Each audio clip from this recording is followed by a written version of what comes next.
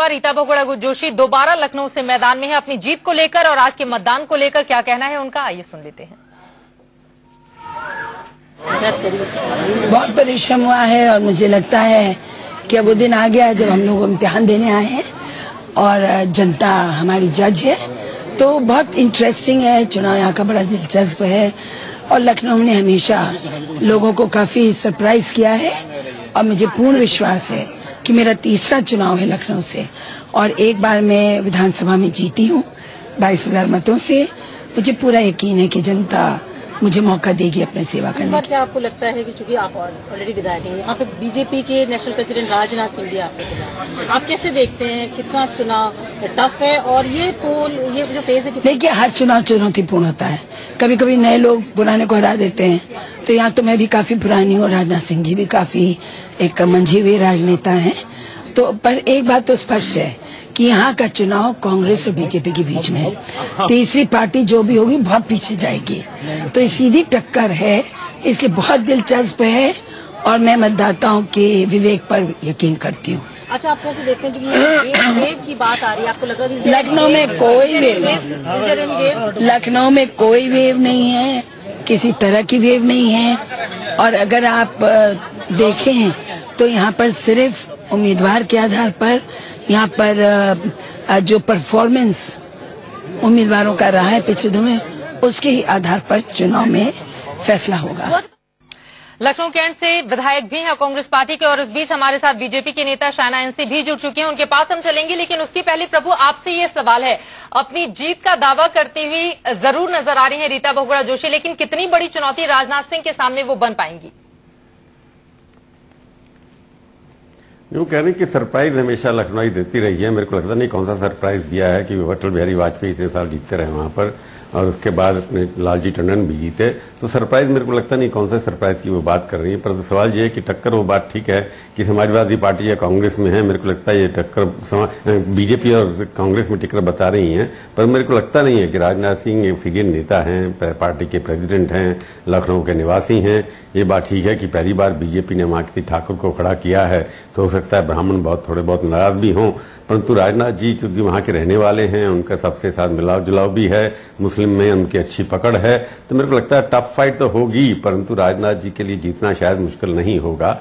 रीता जी अच्छी कार्यकर्ता रही हैं, उनके फादर बड़े राजनीति से जुड़े रहे हैं, वहां के मुख्यमंत्री रहे हैं और माइनॉरिटीज में उनका काफी प्रभाव रहा है। उनके बहुगुणा जी के साथ मैंने काम देखा है, उनका काम, तो मेरे को लगता है कि वो भी टक्कर दे रही होंगी इस वक्त। परंतु कांग्रेस की छवि इस वक्त इतनी खराब है कि उसमें रीता जी कितनी अपनी छवि का फायदा उठा पाएंगी, ये देखना मुश्किल है अभी। राजीव त्यागी जी, बड़ा सवाल यही है, 1991 से लगातार बीजेपी जीतती रही है, तो किस तरह का चेंज इस बार कर पाएंगी रीता बहुगुणा जोशी वहां पर?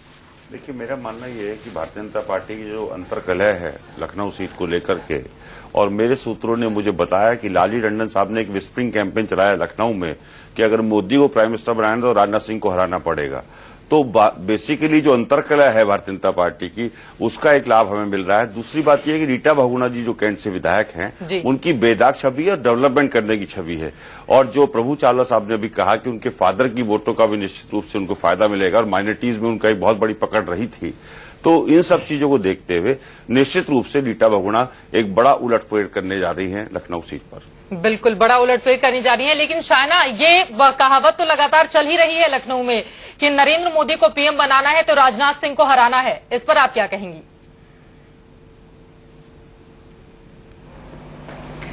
देखिए, ये टिप्पणी विश्लेषण आप कर सकते हैं। जहां तक भारतीय जनता पार्टी का सवाल है, काडर हो, कार्यकर्ता हो, नेतागण हो, सब एकजुट ये इलेक्शन लड़ रहे हैं क्योंकि परिवर्तन चाहते हैं।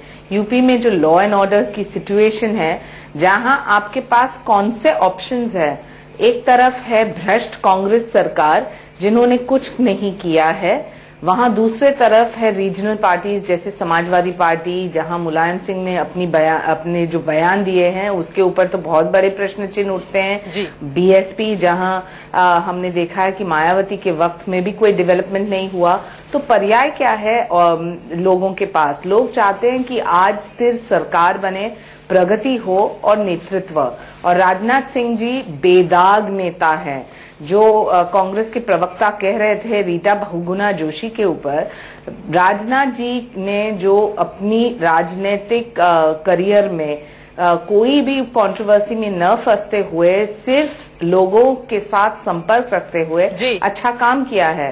तो मैं मानती हूं कि स्वाभाविक रूप से लखनऊ हमारी सीट है, लेकिन जीतेंगे तो भारी संख्या से। विनोद अग्निहोत्री जी, आपसे मैं सवाल ले लेती हूं। 2 मार्च को नरेंद्र मोदी ने लखनऊ में रैली की थी, उसका कितना असर आप देख रहे हैं वहां पर?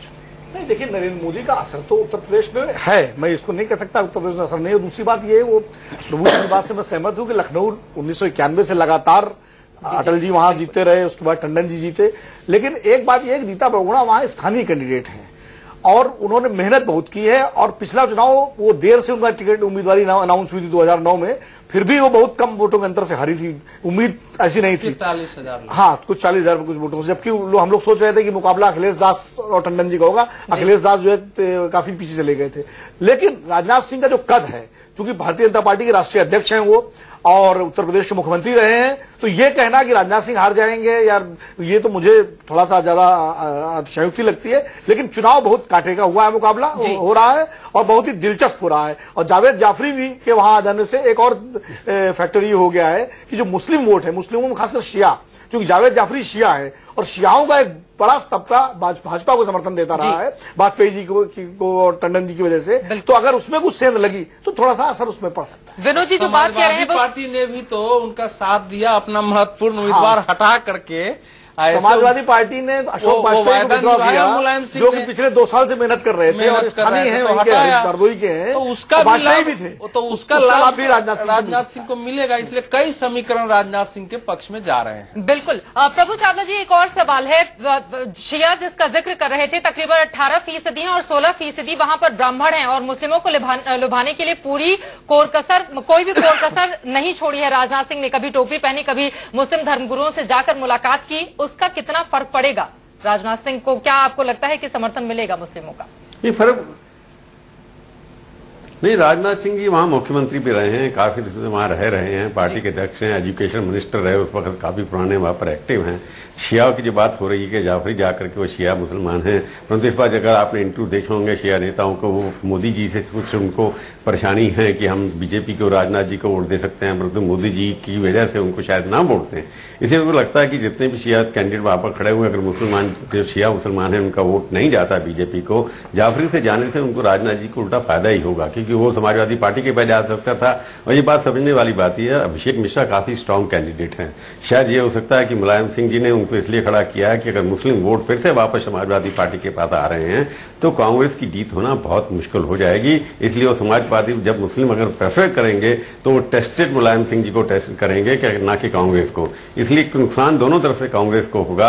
अगर समाजवादी पार्टी के पास माइनॉरिटी वोट चले जाते हैं तब भी राजनाथ जी को फायदा होगा, जाफरी जी के पास जाते हैं तब भी राजनाथ जी को फायदा होगा। तो जैसे अभी अग्निहोत्री बता रहे थे कि वहां पर कांटे की टक्कर जरूर है, परंतु सारे सरकमस्टांस से समीकरण, सोशल इंजीनियर ऐसे लगती है कि राजनाथ जी को बीजेपी के लोग जो हराना चाहते हैं। ये भी अंदर की बात ठीक है कि राजनाथ जी, अगर मोदी जी नहीं बने तो राजनाथ जी प्रधानमंत्री बन सकते हैं, तो बीजेपी की अंतरकलह होगी। परंतु इस वक्त उनका मिशन यही है, किसी न किसी तरीके से बीजेपी को जिताना है। कार्यकर्ता कोई भी अपने अध्यक्ष को हराने के लिए काम नहीं करेगा। बीजेपी कार्यकर्ताओं में ऐसा कभी देखा, नेता जरूर करते हैं पर कार्यकर्ता कभी भी नहीं करते। और शरद पवार जैसे नेता तो लगातार भविष्यवाणी भी कर रहे हैं। ठोक बजाकर सीट ली है राजनाथ सिंह ने ताकि वो जीत जाएं, इसीलिए इतनी कंट्रोवर्सी हुई, इसीलिए अखबारों में इतनी खबरें आई और इसीलिए राजीव त्यागी जी स्लोगन बना के सुना रहे हैं। बिल्कुल। देखिए, मैं फैक्ट बता रहा हूँ दीपक जी, जिस तरह से राजनाथ सिंह जी ने अपनी सीट बदली, गाजियाबाद से शिफ्ट होकर के वो लखनऊ चले गए, तो निश्चित रूप से गाजियाबाद से हारने वाले थे राजनाथ सिंह। छोटा सा कमेंट हम ले लेते हैं, संबित बहुत देर से मैं नहीं, लास्ट कमेंट कर दूं, मैं लास्ट कमेंट कर दूं। देखिए, भारतीय जनता पार्टी की दिक्कत है कि भारतीय जनता पार्टी 2 शब्दों में सिमट के रह गई, अहम और वहम। दो शब्दों में रह गई है। अहंकार की वजह से वो वहम में आ गई कि वो सरकार बना रहे हैं। और मुझे लगता है कि यूपीए 3 होगा, यूपीए 3 होगा और हम लोग बाग तीसरी बार सरकार बनाएंगे। देखिए, मैं एक महत्वपूर्ण विषय ये रखना चाहता था कि यूपी में, खास करके लखनऊ में आप देखिए जिस प्रकार से बाकी पार्टियां लड़ रही हैं भारतीय जनता पार्टी के खिलाफ, नरेंद्र मोदी ने एक टर्म कॉइन किया था सबका, और यहाँ ये वर्सेस जो है ये तमाम बाकी party versus Bharatiya Janata party है, और किस प्रकार से सपा हो बसपा हो इनका जो गठबंधन कांग्रेस के साथ रहता है इसको माफी के साथ 9 बजे से यहीं से चर्चा को हम आगे बढ़ाएंगे। फिलहाल रुकेंगे कुछ देर के लिए। आपको बता दें इंडिया न्यूज पर महा कवरेज लगातार जारी है, लेकिन आगे आप देखना मत